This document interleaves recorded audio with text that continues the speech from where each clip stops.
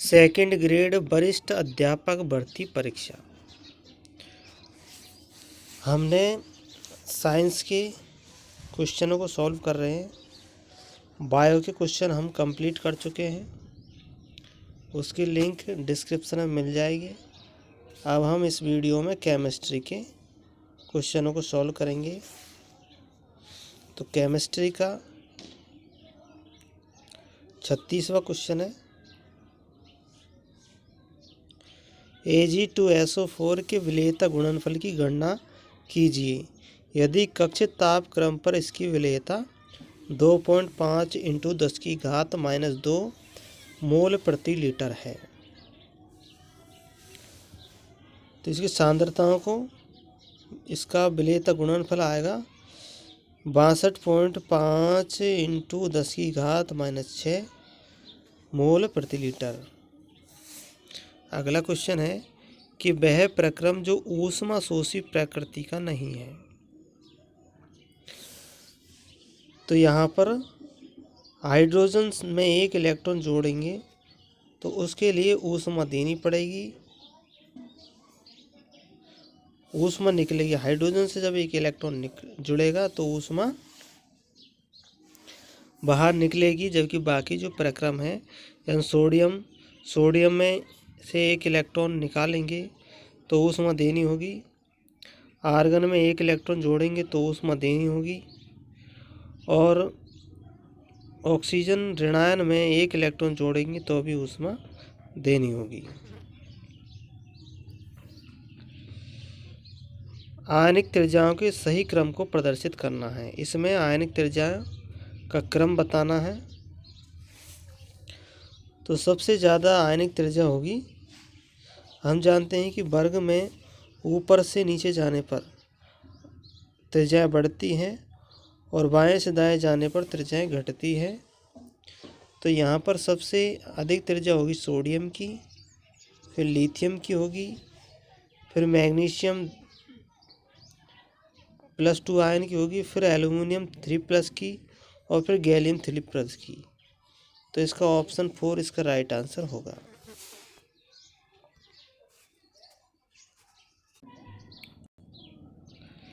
द्वितीय आवर्त के तत्वों की प्रथम आयनन एंथैल्पी का सही अवरोही क्रम बताना है।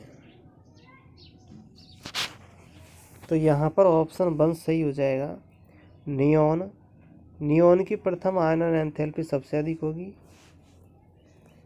फिर फ्लोरीन की होगी, उससे कम होगी नाइट्रोजन की, नाइट्रोजन से कम होगी ऑक्सीजन की, ऑक्सीजन से कम होगी कार्बन की, और कार्बन से कम होगी बेरिलियम, और बेरिलियम से कम होगी बोरोन की, फिर उसके बाद में लिथियम की।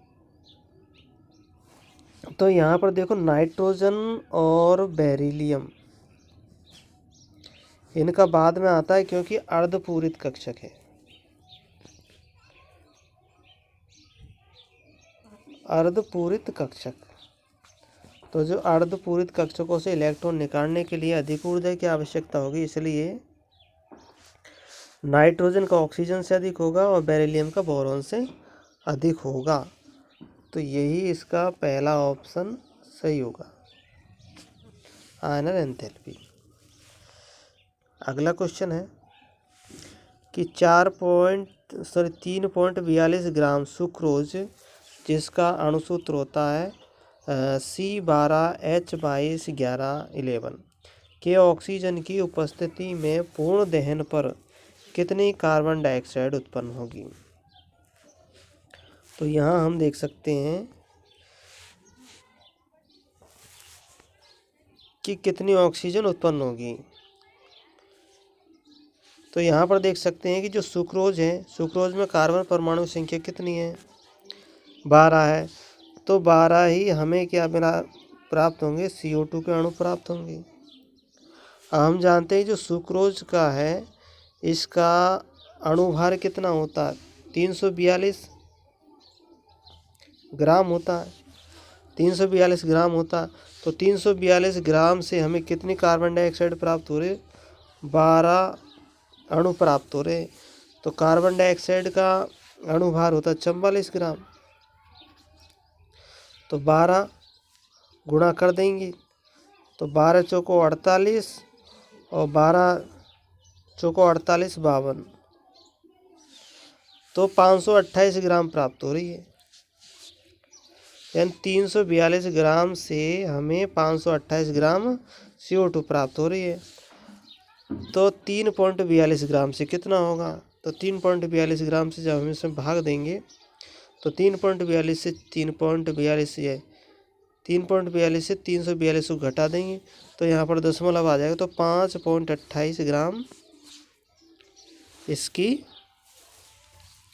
हमें मात्रा प्राप्त होगी। ऑप्शन 4 इसका राइट आंसर हो जाएगा। अगला क्वेश्चन है,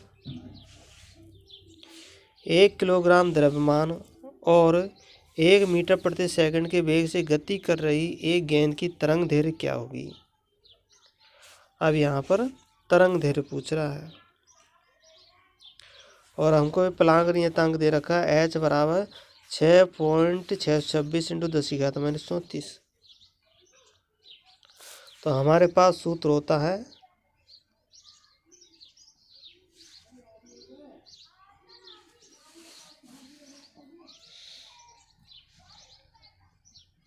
H बराबर होता है, तो यहाँ पर तरंग दैर्घ्य ज्ञात करने का सूत्र है लैम्बडा बराबर H बटे mv। तो यहाँ पर इसमें इसका मान रख देंगे। H बराबर होता है 6.626 × 10⁻34 जूल सेकंड और m का मान रख देंगे हमें 1।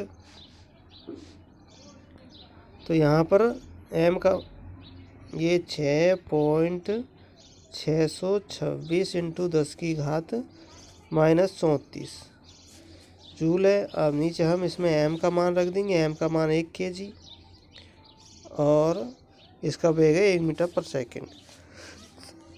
तो यहाँ पर आ जाएगा 6.626 × 10⁻34 मीटर आएगा। तो इसका हो जाएगा हमारा ऑप्शन 2 इसका राइट आंसर हो जाएगा। ऑप्शन 2 राइट आंसर हो जाएगा। अगला क्वेश्चन है कि m/20 कैल्शियम हाइड्रोक्साइड के pH की गणना करो। तो यहाँ पर हम पहले COH की नॉर्मलता निकाल लेते हैं। तो नॉर्मलता निकालने के लिए क्या करते हैं, दो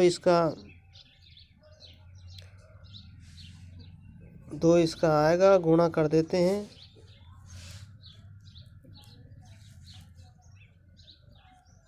m/200।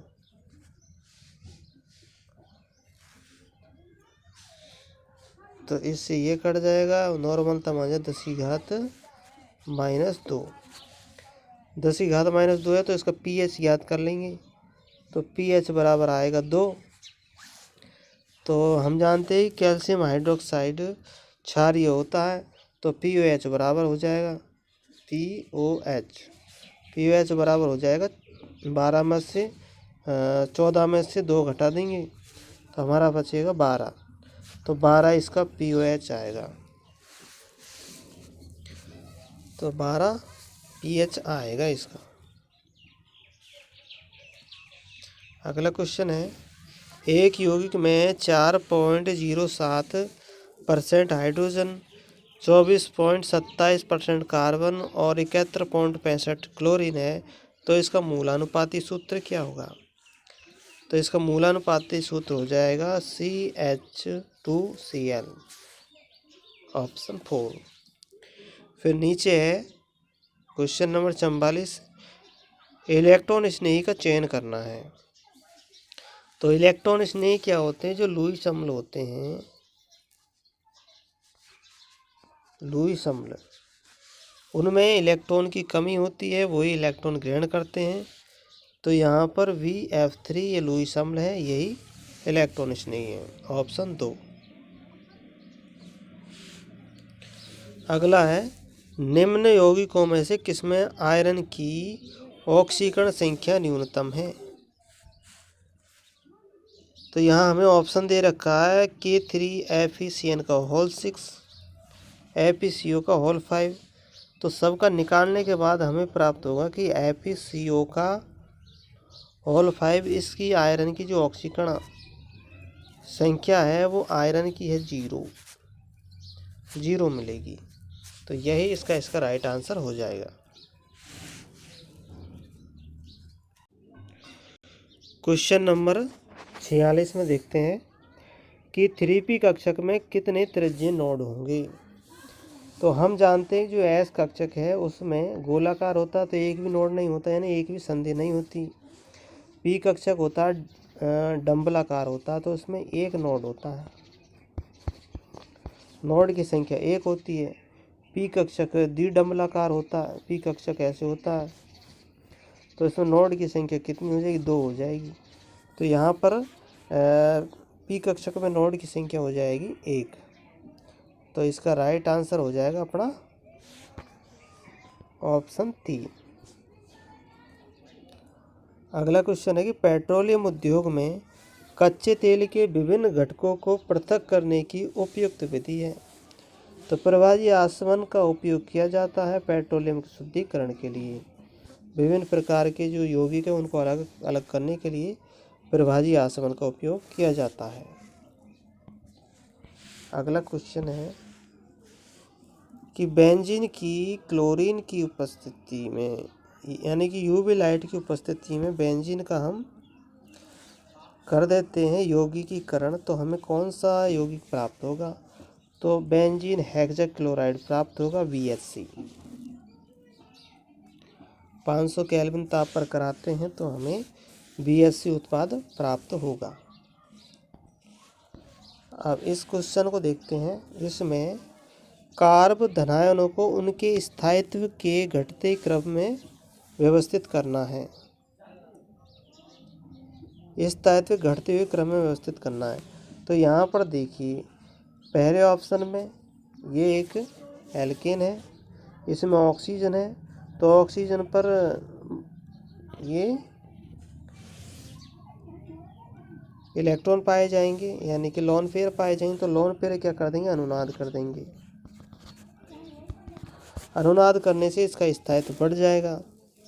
तो यहाँ पर B सबसे अधिक स्थायी होगा, फिर उससे कम A होगा और सबसे कम होगा C। तो यहाँ पर ऑप्शन 4 इसका राइट आंसर हो जाएगा। अनुनाद की वजह से B सबसे अधिक स्थायी होगा, फिर उससे कम A होगा और C सबसे कम होगा। अब यहाँ पर देखिए कि 25 डिग्री सेल्सियस पर 1 लीटर क्षमता वाले बंद पात्र में 1 मोल PCl5 को गर्म किया जाता है। साम्यावस्था पर 20% PCl5 वियोजित नहीं होता है। तो इस तापक्रम पर साम्यावस्था स्थिरांक KCl का मान क्या होगा। तो इसका हम सूत्र लगा करके इसको हल करेंगे तो हमें 3.2 प्राप्त होगा। ये इसका राइट आंसर होगा। अगले क्वेश्चन की ओर चलते हैं कि निम्नलिखित एल्काइनों के अम्लीय व्यवहार को सही घटता क्रम में व्यवस्थित करना है। तो सबसे अधिक अम्लीय कौन सा होगा। तो सबसे अधिक अम्लीय होगा एल्काइन, सबसे अधिक अम्लीय होगा। फिर उसके मेथिल एल्काइन, ऑप्शन 3 इसका राइट आंसर होगा। एथाइन, फिर प्रोपाइन और फिर ये मध्य में है ट्रिपल बॉन्ड और दोनों तरफ एक एक मैथिल समूह जुड़े हुए हैं। तो ये इनका अम्लीय व्यवहार का घटता हुआ क्रम होगा। इसको देख लीजिए आप ध्यान से। अगले क्वेश्चन की ओर चलते हैं अब हम। अब यहाँ पर देखिए हमें दे रखा है कि इसमें मिलान करना है। कॉलम फर्स्ट को कॉलम सेकंड से मिलान करना है।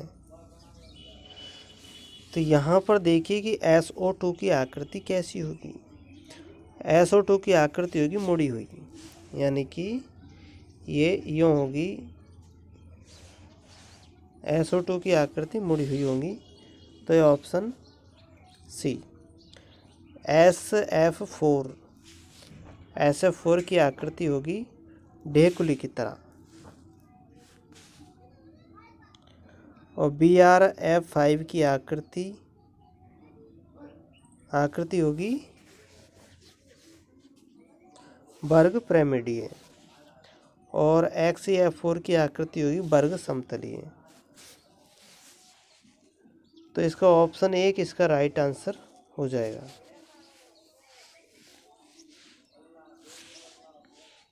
अगला क्वेश्चन है कि 2CH3 single bond CH3 plus 3O2 CH3COO का वोल्टेज Mn को गर्म करते हैं, तो हमें इस अभिक्रिया में बनने वाला मुख्य उत्पाद क्या होगा? तो मुख्य उत्पाद होगा एथेनोइक अम्ल होगा CH3COOH। एथेनोइक अम्ल प्राप्त होगा।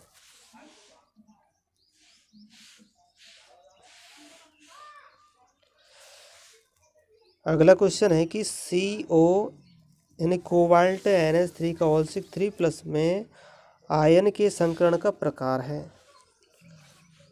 तो यहाँ पर संकरण का प्रकार हो जाएगा D2sp3। Option 4 D2sp3।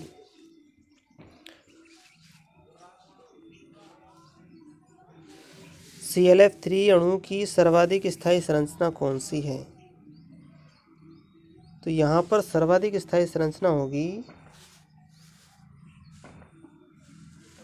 टी आकार की होगी, यानी कि ये पहली होगी।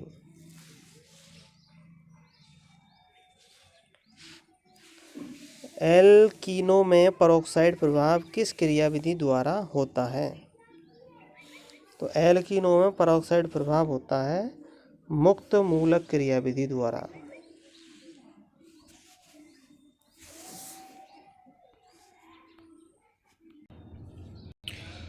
अब यहाँ पर है कि कार्बन, नाइट्रोजन, सिलिकॉन, फास्फोरस तत्वों की विद्युत ऋणात्मकता के मानों का बढ़ता हुआ क्रम बताना है पॉलिंग स्केल पर।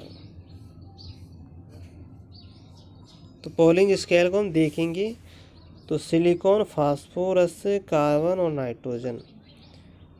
तो सिलिकॉन से नाइट्रोजन तक बढ़ता है। ऑप्शन 3 इसका राइट आंसर हो जाएगा। अगला है परक्लोरिक अम्ल का संयुग्मी क्षार है। परक्लोरिक अम्ल का संयुग्मी क्षार हो जाएगा ClO4-। किसी परमाणु के एक इलेक्ट्रॉन के लिए उसकी मूल अवस्था में निम्न में से क्वांटम संख्याओं का कौन सा सेट संभव नहीं है?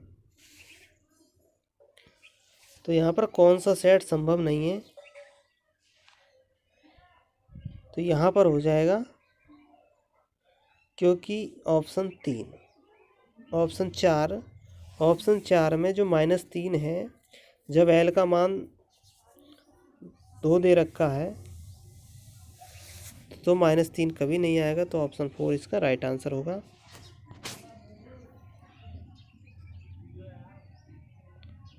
अगला क्वेश्चन है कि वह अभिकर्मक जो दिए गए पदार्थ में किसी तत्व की ऑक्सीकरण संख्या घटाता है। ऑक्सीकरण संख्या घटाता है वो अपचायक होता है। अपचाय क्या करता है? अपचयन करता है। और अपचयन करने से क्या होता है? ऑक्सीकरण संख्या में कमी होती है। फिर निम्नलिखित को सहसंयोजक गुणों के बढ़ते हुए क्रम में व्यवस्थित करना है। सहसंयोजक गुण के बढ़ते हुए क्रम में व्यवस्थित करना है।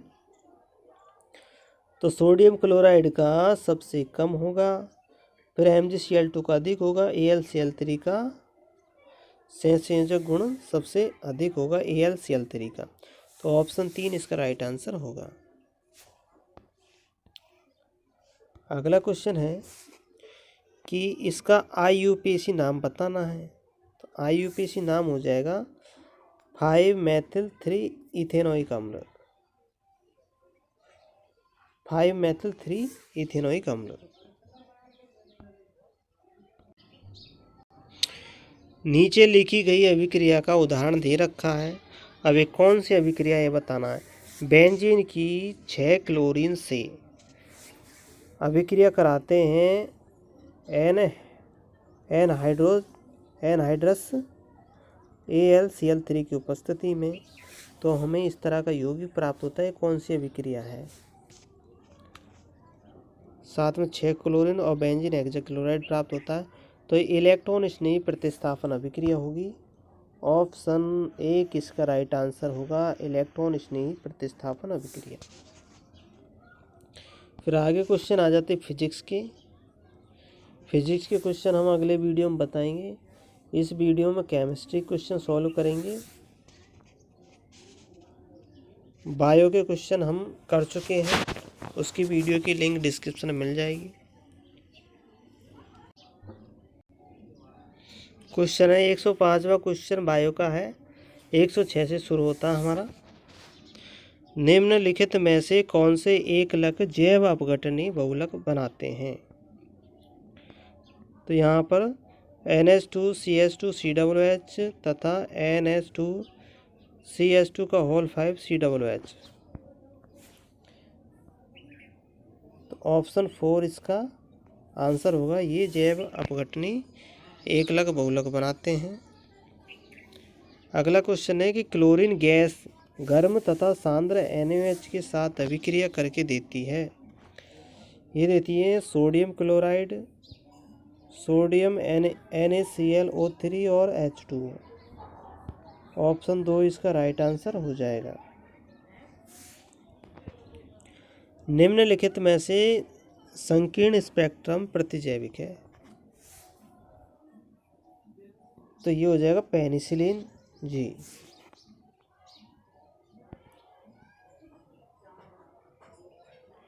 -27 डिग्री सेल्सियस ताप पर 1 बिलियन को 1000 ml जल में 0.6 ग्राम यूरिया, जिसका मोलर द्रव्यमान 60 ग्राम प्रति मोल तथा 18 ग्राम ग्लूकोज, जिसका मोलर द्रव्यमान 180 ग्राम प्रति मोल है, घोलकर तैयार किया गया है।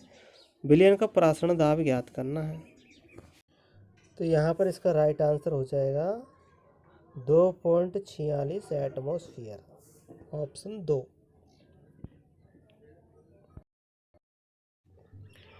क्वेश्चन नंबर 10 है, हीमोग्लोबिन 4 उप इकाइयों से बना है।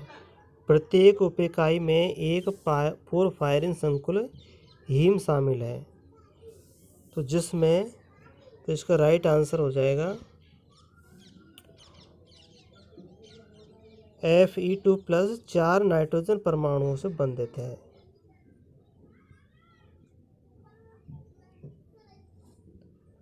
Fe2+ 4 नाइट्रोजन परमाणु से बंधित है। अगला, एक प्रथम कोटि अभिक्रिया का वेग स्थिरांक 1.54 × 10⁻³ प्रति सेकंड है। तो इसका अर्ध आयुकाल क्या होगा। इसका अर्ध आयुकाल आ जाएगा 450 सेकंड। 450 सेकंड।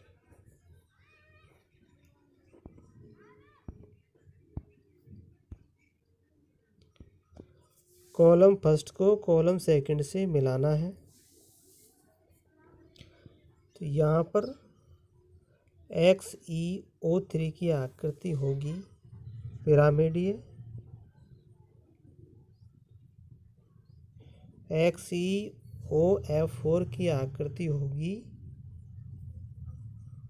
वर्ग पिरामिडीय और XeF6 की आकृति होगी विकृत अष्टफलकीय और XeF2 की आकृति होगी रेखीय। इसका राइट आंसर हो जाएगा ऑप्शन 4।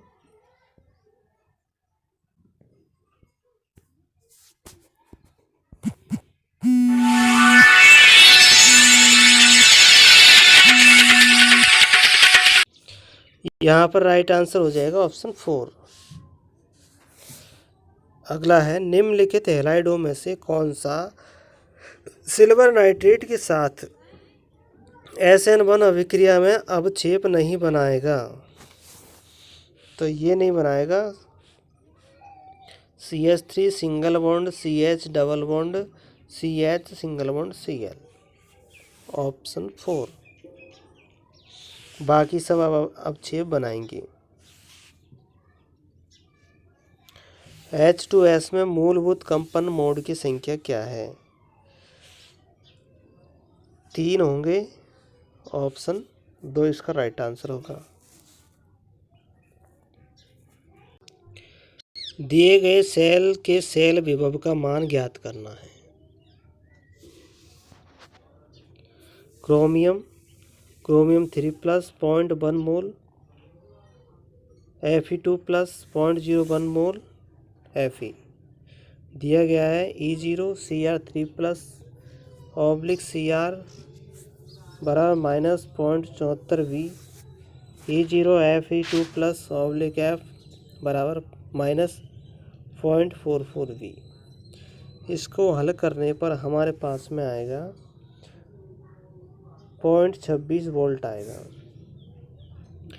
अगला क्वेश्चन, माल्टोज के 1 मोल के जल अपघटन पर डी ग्लूकोज के 2 मोल प्राप्त होते हैं।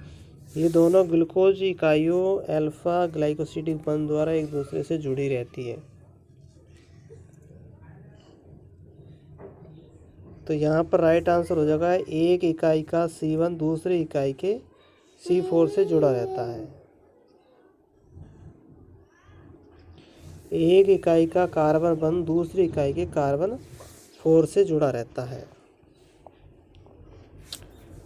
निम्नलिखित युग्मों में से किसमें केंद्रीय धातु परमाणु की EA समान नहीं है? यानी प्रभावी परमाणुीय संख्या, इफेक्टिव एटॉमिक नंबर, तो समान नहीं है। तो ये हो जाएगी NiCO4 का होल 4 NiCN4 2-, इसकी समान नहीं है, बाकी सबकी समान है। निम्नलिखित में से धनात्मक आवेशित सॉल है। धनावेशित है हीमोग्लोबिन, बाकी सब ऋणावेशित है जिलेटिन, गोंद, H2S3 ये ऋणावेशित है। धनावेशित हीमोग्लोबिन। अब आणविक कक्षक सिद्धांत के अनुसार C2 अणु में होते हैं। तो C2 अणु में होंगे, एक तो सिग्मा बंध होगा और 2 पाई बॉन्ड होंगे। अब यहाँ कह रहा है केवल एक पाई बंध, तो ये भी गलत हो गया। केवल एक सिग्मा बंध, ये भी गलत हो गया। एक पाई और एक सिग्मा बंध, इसमें 2 बंध, तो ऑप्शन 4 इसका राइट आंसर होगा। अगला क्वेश्चन है कि एक गैस का नमूना 27 डिग्री सेल्सियस तथा 740 mm HG दाब पर 100 ml आयतन घेरता है। किस ताप पर 740 mm HG दाब पर गैस का आयतन 80 ml हो जाएगा? इसको हल करने पर हमें प्राप्त होगा -33 डिग्री सेल्सियस। इसी के साथ हमारे केमिस्ट्री के जितने भी क्वेश्चन थे वो सारे कंप्लीट होते हैं रसायन विज्ञान के। अब इसके बाद में हम अगला बच रहा है हमारा साइकोलॉजी का रह रहा है, यानी शिक्षण विधियाँ और फिजिक्स का। उसका भी हम वीडियो बनाएंगे जिसकी लिंक आपको डिस्क्रिप्शन में मिल जाएगी। तो ये थी सॉल्यूशन। वीडियो को लाइक करना, चैनल को सब्सक्राइब करना, और समझ में नहीं आया तो दोबारा देख लेना। रिवीजन करने के लिए सबसे अच्छा तरीका है कि आप इनको रिवीजन करते रहें।